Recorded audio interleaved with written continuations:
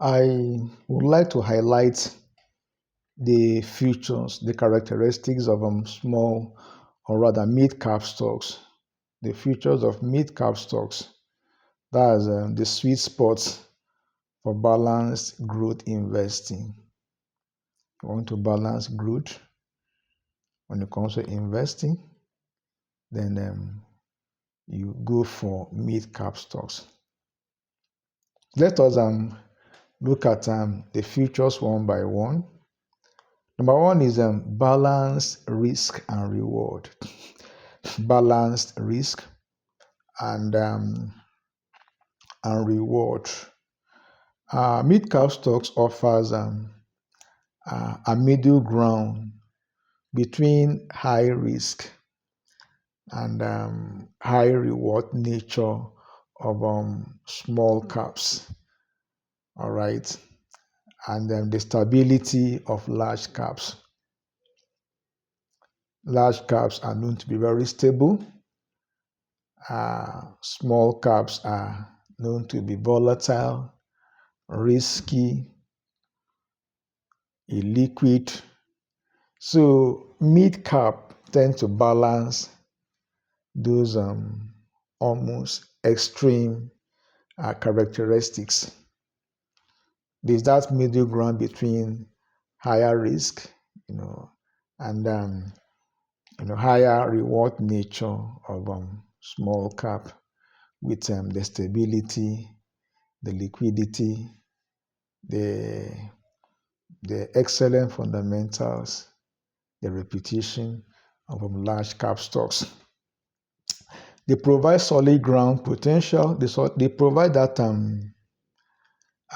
solid growth potential, with lower volatility compared to small cap stocks. They still grew actually. They grew like small cap, though not at the same pace anyway. And at the same time, they provide lower volatility. They provide lower volatility. They equally provide stability compared to small cap stocks. Number two is strong growth potential. Strong growth potential. We discover that many mid-cap stocks are still in their growth phase, expanding their market, presence and revenues, as well as offering higher returns than large cap stocks while maintaining a manageable risk level. They are still growing, just like the small cap stocks. They are still in their growth phase, and they maintain that expanding growth in revenue, growth in market presence, growth in geographical growth, and they also offer higher returns than large cap stocks. And at the same time, they have a manageable risk profile, risk level. Number three is operational maturity. Operational maturity. So mid-cap companies often have that established business model, proven products or services, and they are more cash flow. They have stable cash flow. By so doing, there's that reduction in risk of business failure. They are established. They have their products are doing well in the market. Their services are accepted by customers, and they have that stable free cash flow. With sufficient free cash flow, the business is able to cover both its short-term and its long-term liabilities, and that will translate to what? To a reduced level of bankruptcy, a reduced level of business failure. Number four is greater analyst coverage.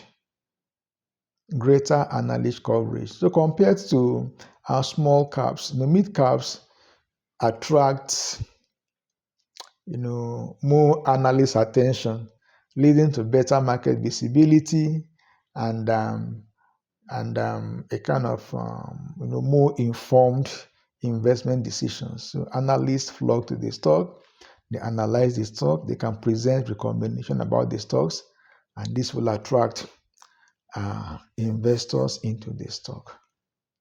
So they have greater analyst coverage compared to small cap. Though this would rule out undervaluation anyway, because everything about the stock is kind of exposed. Number five is acquisition potential. Acquisition potential. There's that potential that the company could be acquired by a bigger firm, a bigger company down the line. So mid-cap companies are often attractive acquisition targets for large corporations looking to expand or to diversify, which can lead to a significant price appreciation whenever the announcement is made. So they are targets for acquisitions. And once an announcement is made concerning the fact that the company is about to be acquired, all things being equal, the stock price will start going high. Number six is diversification benefit. Diversification benefit. So adding mid-cap stocks to a typical portfolio enhances diversification, providing exposure to companies that can perform well in both bull or bear markets. They are mid-cap. So in the bear market, they perform well. In the bull market, they can't equally perform well because they're just at the middle. So they avoid the extremes of both small caps and large caps. Number seven is resilience in an economic cycle. Please don't forget to like this video and subscribe to this channel if you've not done that. And there is resilience in economic cycles. The mid caps are generally more resilient during economic downturn than smaller cap companies, as they have more resources and stronger financial positions. Yet they retain good potential during recovery phases. So in times of market, the economy moves in cycles. So in a time when the economy undergoes a downturn, because they have the resources, so they can withstand the impact of a typical economic downturn, and they recover faster, when the economy recovers compared to the performance of a typical small cap stocks. Number eight is dividend potential. Dividends potential. Some mid-cap companies offer dividends, providing investors with an income stream along with capital appreciation, and by so doing, enhancing total returns. So investing in mid-cap, in mid-cap stocks is ideal for those seeking a kind of balanced growth and stability, making them suitable for moderate risk investors with medium to long term horizon. So it has the best of both sides, and tend to avoid the extremes of both the larger caps and the smaller cap companies.